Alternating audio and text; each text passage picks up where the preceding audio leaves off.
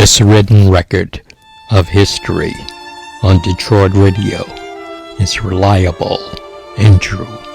Not just because I was there, also because I was in it. Not just knee deep, but totally deep. What had happened is that Saturday in 1996, around 1 or 2 o'clock in the afternoon, an 11-year-old girl called me on the radio while I was doing my radio show. And she asked me a question. She asked, were there ever any great black classical composers? And she just asked this question totally out of the blue. I did not know how to answer her.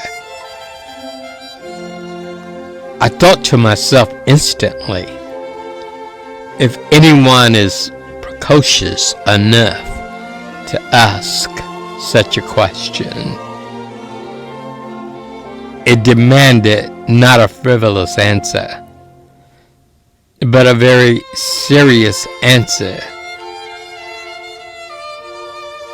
So I didn't know what to tell her because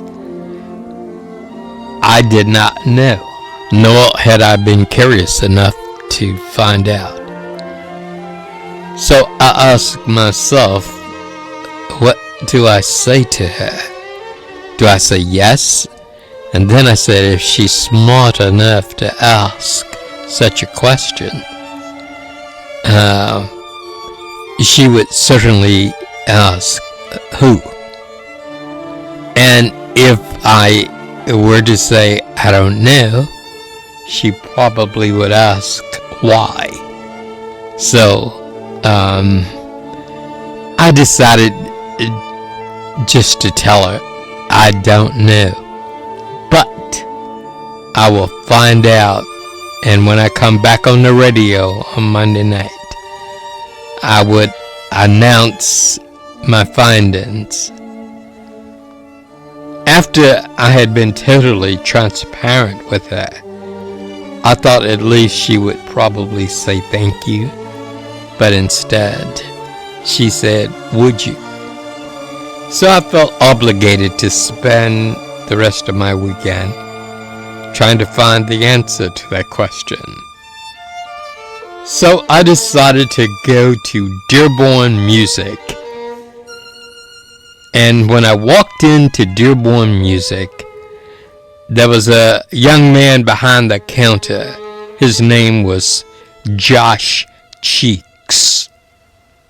I walked in the store and I said hello and I introduced myself. And I was totally transparent. I told him the whole story about the little 11-year-old girl. And she wanted to know, were there ever any great black classical composers? And I came to a classical music store and I figured that if anybody could tell me, they could tell me.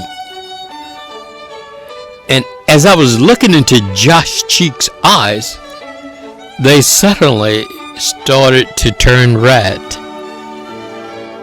And a teardrop fell from his eyes as he was passionately trying to answer the question. And I totally did not know what was going on. But emotionally, he responded to me. He said, you know, it's strange that you would ask me such a question. He said, it's really strange that you would ask a question like that. He said, let me tell you a little story behind it. He said, excuse me for being so emotional about this. He said, I was kind of fighting with my bosses. And I told him that we should do something for Black History Month. And they informed me that we don't have a significant enough of a black clientele to warrant such a project to the scale that you're talking about. And he said, you know what? Maybe we don't have that clientele to that significant degree because we've never really done like a total outreach to that community, and we should. And after talking with them, they agreed to let me do my project. So he said, you see that wall over there? He said, on that wall are some of the most incredible black composers that ever existed. He said, I just finished putting the wall up today. And here you come in here and you ask, were there ever any great black classical composers? He said, you got to understand what that is doing to me inside. He said, because, I fought to get this done, and they said, yeah, and no one thought that it would make a difference.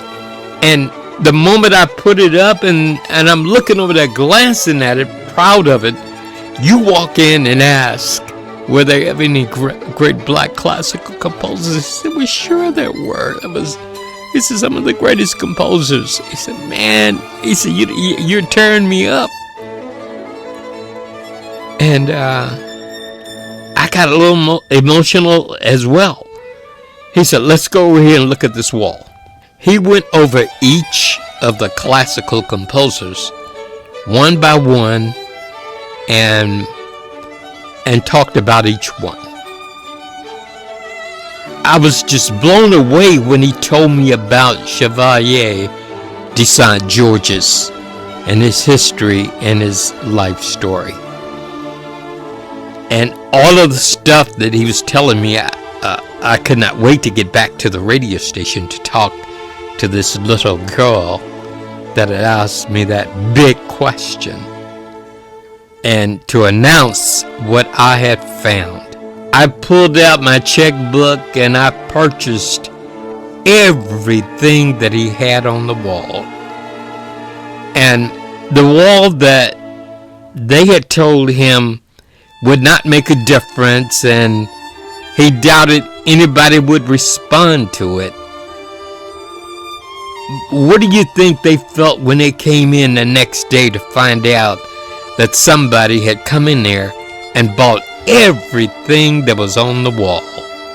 And I spent the rest of the weekend going through the collection of great black classical composers, which led me to Chevalier de Saint-Georges. I not only found de Saint-Georges, I found William Grant Steele, the Dean of African American Composers. In London, I found Samuel Coleridge Taylor. I found countless great black classical composers that I continued to feature on my show until it was terminated on March 29th, 1996. But it was not terminated without a warning. I was warned that my full-time radio show would come to an end unless all of those great black classical composers that I had suddenly gained such an affinity for would come to an end by March 29th. I was informed by a letter. But one thing that I had big time respect for WGPR is that, they could have just said, look, cut the composers off or your show is out right now. They gave me a whole month. They trusted me on their radio airways for a month to end all of this classical music. But the response to it had just become so great and so overwhelming, I had to go down with that ship, which ended my full-time stint on Detroit radio. The legendary electrifying Mojo, as he's known to his radio audience in Metro Detroit, was spinning the usual discs one day at a Detroit R&B station, just ending an Earth, Wind & Fire set when the studio line rang. I picked it up and this little girl was on the line. She said, "Hey Mojo, tell me, were there ever any great black classical composers ever?" It was such a stunning question, one that I'd never thought about. I didn't know how to answer her, and I didn't want to lie to her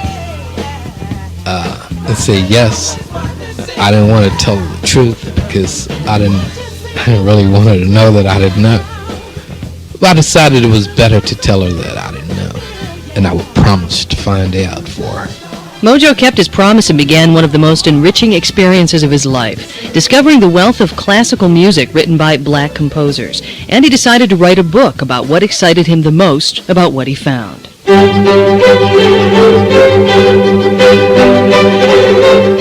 When the quest began, he left his job at the radio station rather than stop playing his newfound discoveries on the air. Management told him to stick to the format or leave, and he left.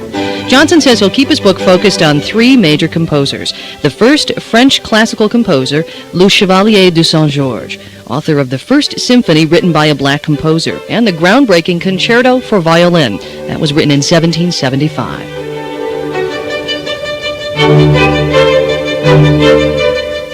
I think it's one of the great unexplored masterpieces because what he did for classical music in Paris with the Parisian musicians and the French School of Music, it became like the paradigm that was duplicated.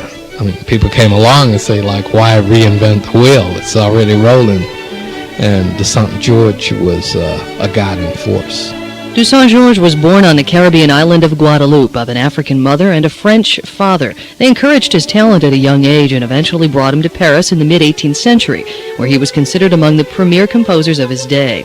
He accepted with grace the withdrawal of an offer that he be appointed co-director of the Paris Opera, following objections registered with the Queen, fearing that it would be degrading to follow the orders of a mulatto. Historians say he had the most impact on the few other black classical composers at the time, most in Europe and in Brazil. Just before the turn of this century, another black composer gained worldwide attention with a composition that critics at the time say rivaled Handel's Messiah. It was Hiawatha by composer Samuel Coleridge Taylor. Taylor lived in London in the late 19th century, but his effect here in the United States, along with the Civil War emancipation of blacks, helped inspire a new generation of 20th century black composers here in the U.S. This new music formed part of the foundation for black music culture today by drawing from rituals in African culture, signifying offbeat melodic accents, call and response, and the ring shout. Taylor's groundbreaking work had a major impact on that development. But the one that had the biggest impact was William Grant Still. Samuel Floyd is the director of the Center for Black Music Research at Columbia College in Chicago. He says the Afro-American Symphony by William Grant Still is a benchmark in classical music history because it draws on African music traditions in a modern sense. The Afro-American Symphony, which was performed first in 1931, was the first major symphony to be performed by a black American. And we can see in that work very clearly where the values of the ring shout begin to come into concert hall music by black composers.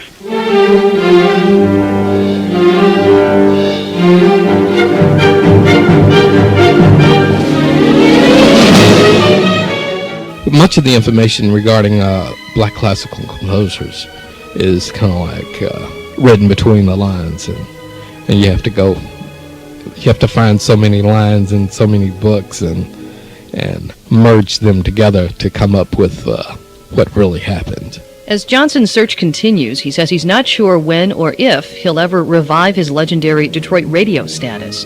Finding the richness in black classical music, he says, may have changed his life forever.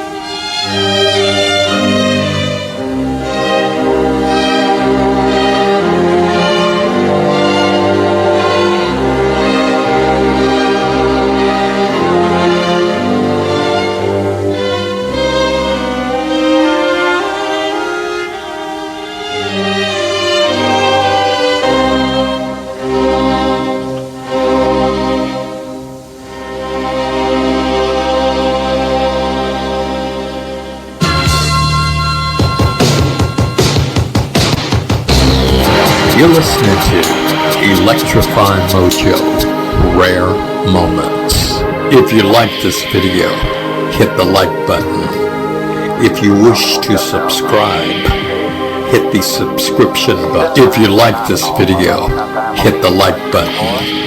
If you wish to subscribe, hit the subscription button. If you wish to subscribe, hit the subscription button.